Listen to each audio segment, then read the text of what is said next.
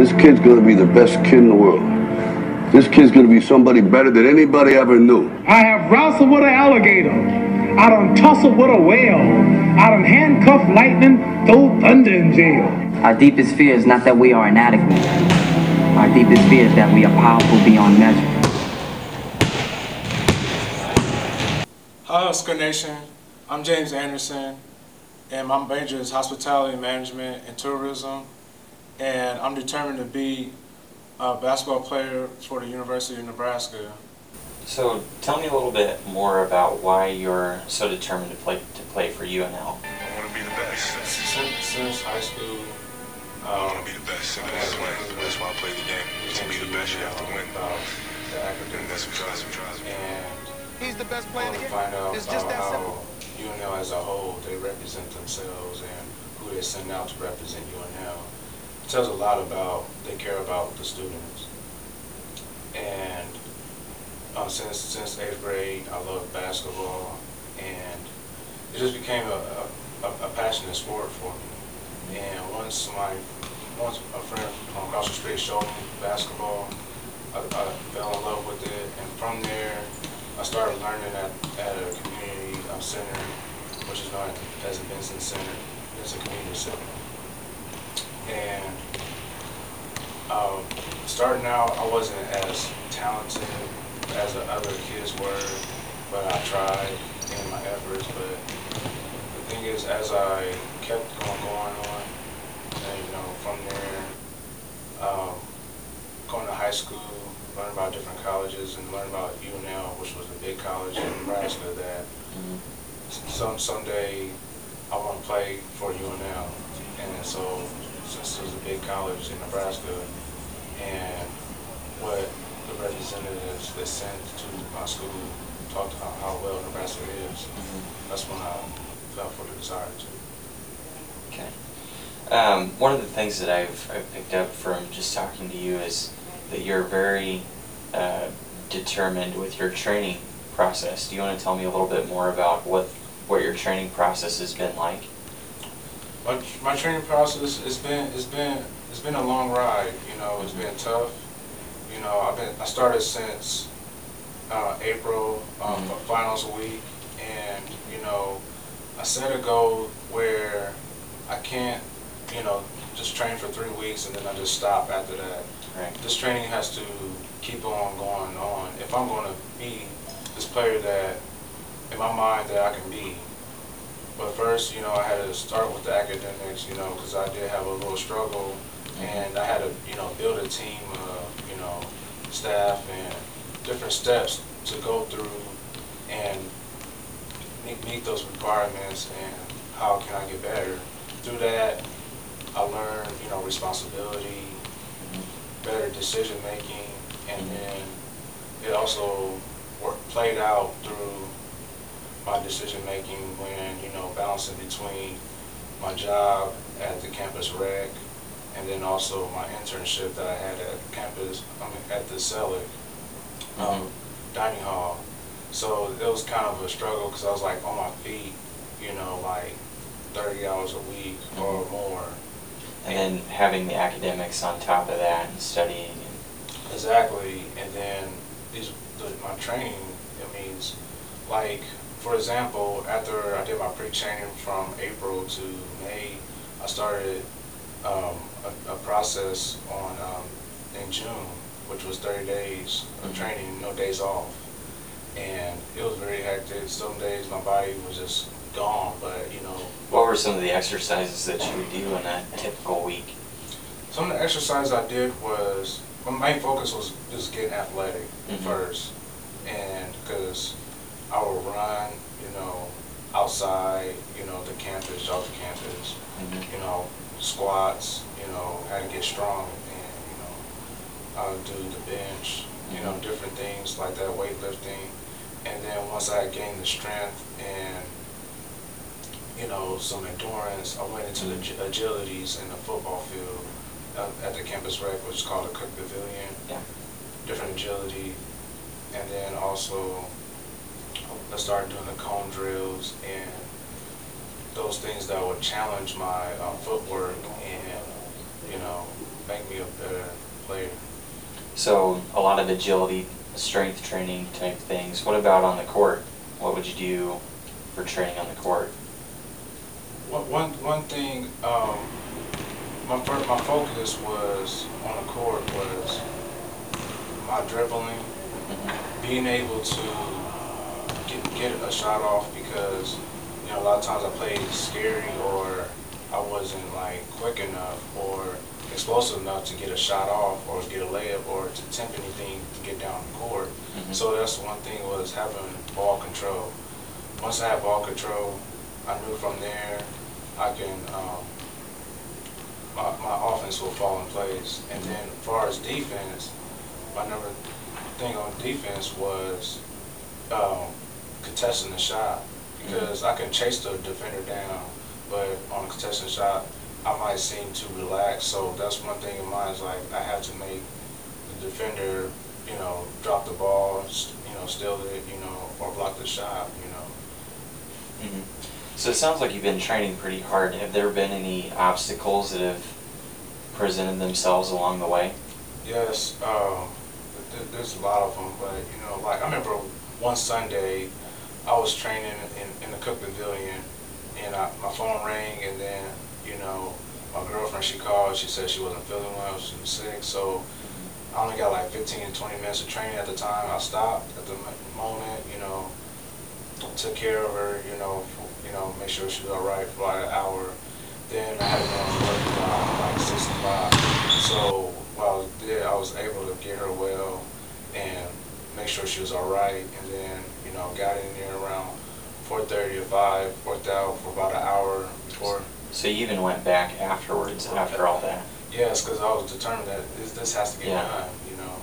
And that was that's on a Sunday, so you made a daily commitment. You said you were working out every single day. Yeah, no days off. 3 days. And is your training still like that during the school year now? No.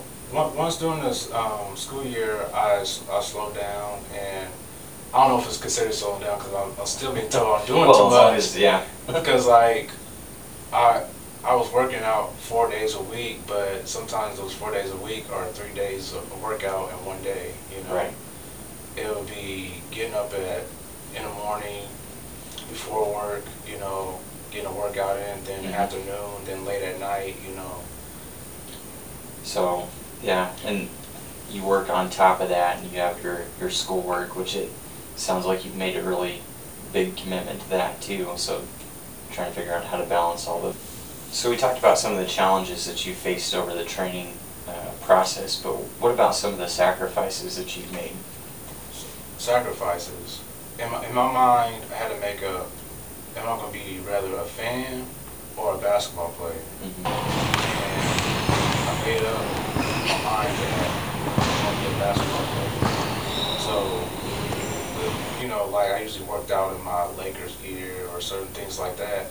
And yes, you know, Kobe Bryant's my favorite player, and, you know, a lot of people look at me, I get attention, but the thing is, it's not about, you know, that, you know, I'm coming to play for UNL. So the thing is, I'm gonna wear, you know, the uniform, you know, be in uniform as the player. Well, you've already got it on right now. Yeah, you know, like I made some, you know, some commitments, like, you know, went to the mall, bought shoes, you know, familiar with the teams, and then like, you know, went to the UNL bookstore, bought, you know, pants, you know, the warm-ups and shirts and different apparels and stuff, so that I'll be within uniform as a team.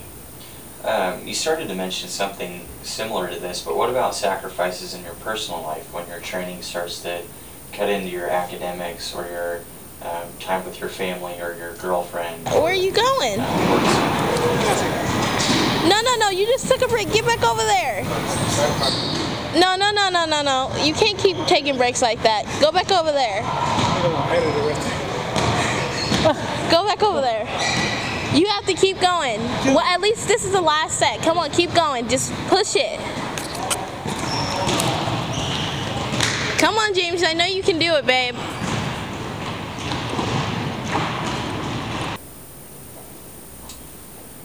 Sacrifices I made was like, Like I had to get up early in the morning. I'm not an early morning person, you know.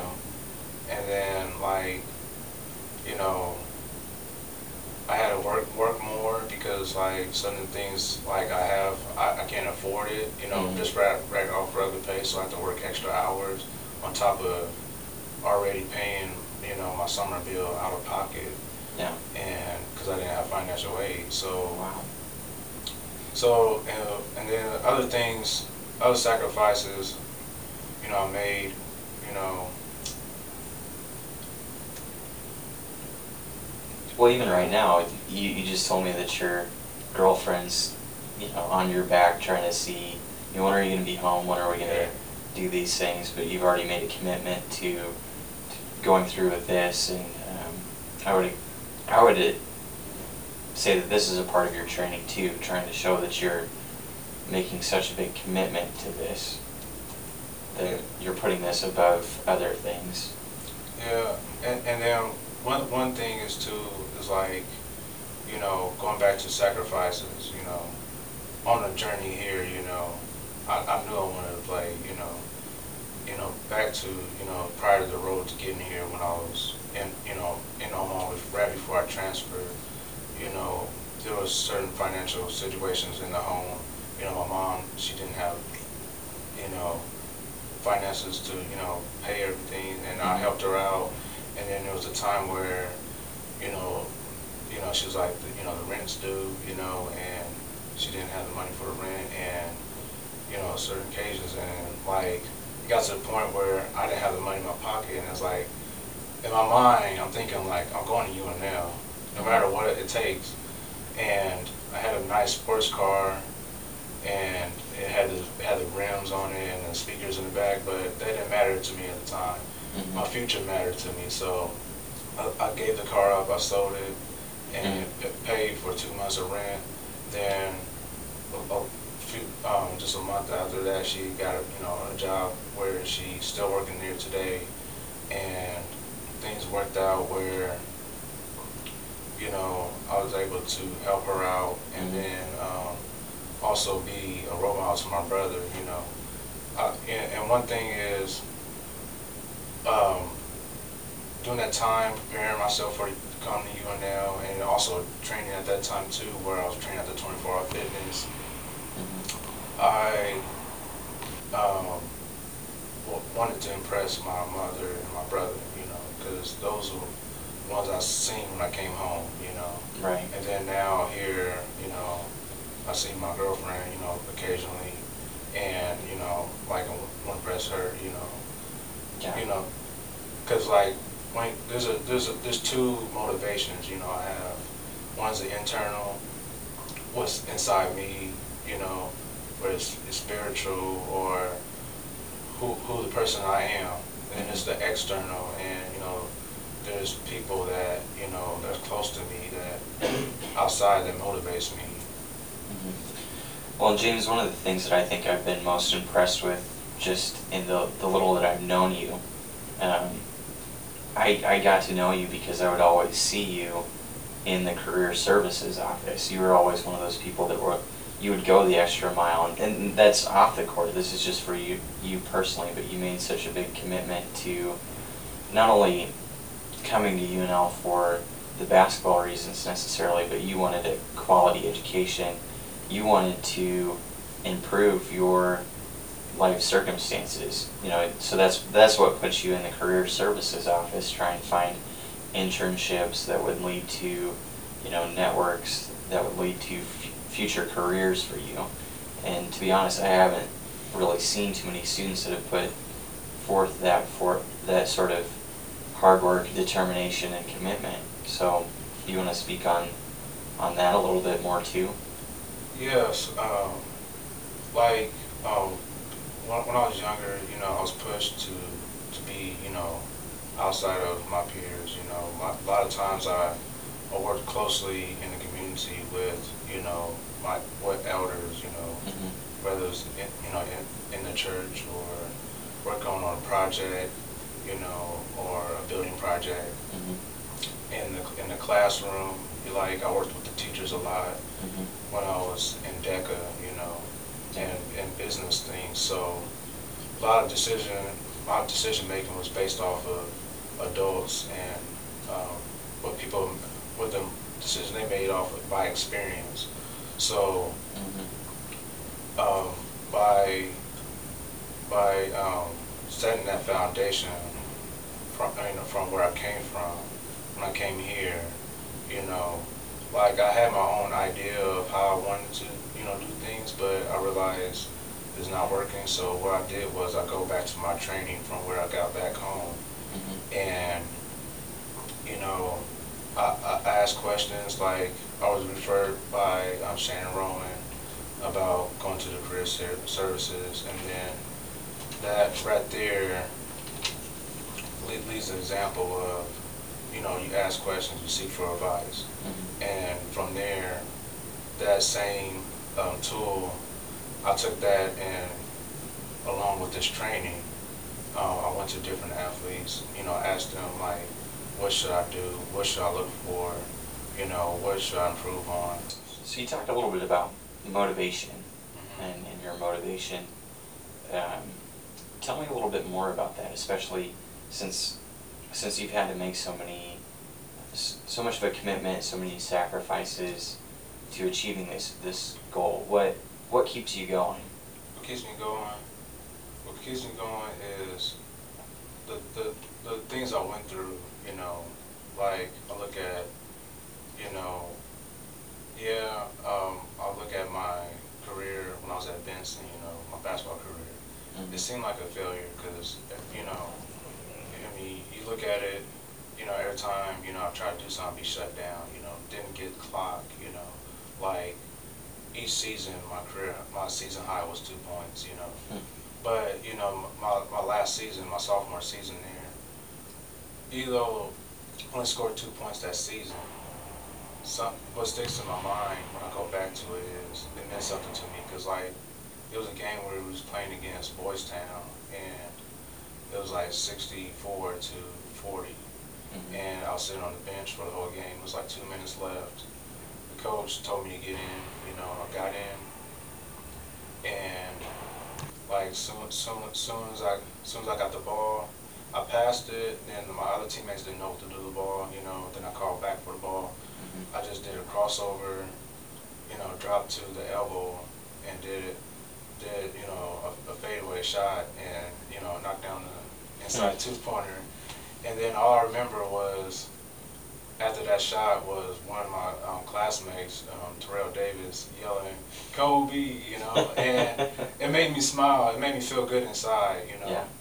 But I know what my name is, but, you know, I'd rather, you know, say, you know, but it made me feel good inside, you know. And, like, you know, there's one incident where a teacher, she knew that I liked sports, and she knew that I was currently on the track team, and she would not grade my papers, you know, every time I turned them in, because she wanted me to have a bad grade so I can be removed from the track team, and she knew I liked basketball. And, you know, when I was signing my, you know, signature on there, she would say, in the classroom, she'll say, James signs his signature like he's gonna be going to the NBA, but he's never gonna make it there. But when I go back to think about those things, it reminds me of the reason why I'm doing this for, you know. And it's like, it's not proving them wrong, it's just proving myself right. I think that's a good way to look at it. So let's talk more about your skills as a basketball player. What talents or strengths would you bring to the UNL men's basketball team? Okay, talent, I believe I could do, you know, a lot of things, you know, run up and down the floor, jump, you know, athletic, and one thing I believe is a talent, but most people don't understand as a talent, is pushing other, you know, encouragement.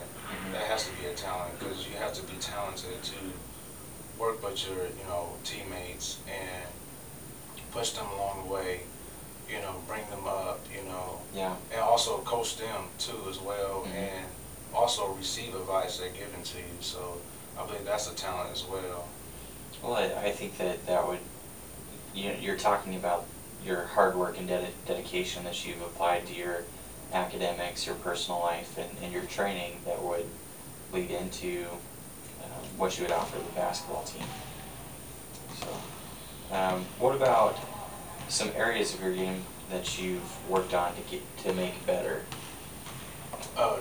Dribbling, because I noticed like when I dribble the ball, playing sideline basketball, 5-on-5, that's one thing is I'll lose the ball or it's easy to pick my pocket. So I looked up, different drills and challenging drills where I go through obstacles and making sure I, keep my face up, not looking down. Then another thing was shooting, and then, making sure I shoot, sometimes I shoot off balance, but if I'm gonna shoot off balance, make sure I make the shot. And then also picking better selections, far as like when I'm gonna take the shot, and then also working on my layups, my left hand, those areas. Defensively is just getting to the defender quick, not just walking or jogging. I should be right on the defender just like that, in their face, contesting the shot, making the defender do the shots that I want them. I select the shots, not them. So you also talked a little bit about working with other teammates. What would be your job as a team player? My job as a team player is lifting people up, being I'll say assistant, or being like a brother. Yeah, kind of like you mentioned your younger brother, right? How you're trying to be a role model for him, and right. show the way, model the way, that sort of thing. Right. How did you learn teamwork? And when it comes to sharing the ball and making your teammates better, how did you learn that? I could go back to, life situation, because like at the same time trying to get better at basketball, I also was working, full-time jobs, like I was working at the hospital, like Crane Medical Center or Nebraska Medical Center, or at Memphis Hospital, and on the job, I learned how to make my coworkers better. Like there's a lot of times I hear complaints from everybody, and then I have my complaint. But it's like, if I'm tired of this, what am I going to do about it? I can't go to another job saying like, oh, I'm tired of this, or go to a different thing or a different career and say I'm tired of this. Because the thing is, these things are made of people, and it's like, you're part of the people, you're part of the person that makes up the name. Eventually you're going to be tired of yourself. So it's like, what are you going to do about it? So I chose to develop, myself and show, other coworkers how they can develop, and talk to them one-on-one, sometimes. And then once you open up to them, then they'll just come to you with their problems. And then also, like for example, my job before I moved here, because I spoke with her, about, quitting and giving up, and, and it's about, like, what can you contribute to make it better, because it's like, certain things you do in life, it's only what you make it, really. And when I graduated from high school, there was one guy that always gave me a hard time about my game in basketball, but one thing he told me, and I remember to this day, is once you graduate, you'll get better. And as I practiced and worked on the job and did community things, I got better, because like playing basketball, you just like as a one, you create a unique unit, you know. So what would make you a good fit for the basketball team? What would make me a good fit is that my hard work and dedication, you know. And with that, it comes persevering, you know. Yeah. Seeing it through. Like, I see myself on the team, you know, I have to see myself in this uniform, you know. So it's like understanding, you know, one another, you know, understanding where I messed up, you know, fixed mindset, growth mindset, you know, fixed mindset versus growth mindset, you know. Not the mindset where, oh, this always happened, this is what everybody say, you know. Yeah. Growth mindset is like, okay, what can I do so this won't happen again? Yeah. And you're constantly trying to improve upon yourself. Right. So if tryouts were tomorrow, would you be ready? Yeah, of course I would be ready. Okay. And if you're a coach viewing these clips of your training, would you sign you? Most definitely. And the reason why I'll sign me is because it's not only, you know, it shows the skills or, you know, skills and the work that I'm doing to get better at it. It's also showing the effort, you know, what I'm willing to do, what I'm willing to give up self, you know, instead of my own ideas. Because you look at these videos and stuff, I didn't think of doing these things. Like, I thought just playing people one-on-one or playing 5-on-5 or just lifting would make me better, you know. But it doesn't. You have to think outside the box, you know. You have to be willing to accept, you know, criticism. Sometimes you could receive too much criticism, but it's like, how you handle it? What are you willing to do? I think that from what I've seen from you, you would definitely bring hard work and dedication to the team. So, is there anything else that you'd like to add? I'll say this, you know, me doing this is like, it's something from the heart, you know, and it's something I enjoy doing, you know, as far as like who I am, and it's not something where, oh, it's just a hobby, you know, like, I live basketball, breathe basketball, you know, and, you know, it's like it became a passion, you know, and like, one area I could say basketball has reached for me, you know, throughout my, you know, life, you know, even after high school, it was like a, you know, a healing process, or like a, you know, once someone is going through something, you know, it's like a, what's the perfect word for it?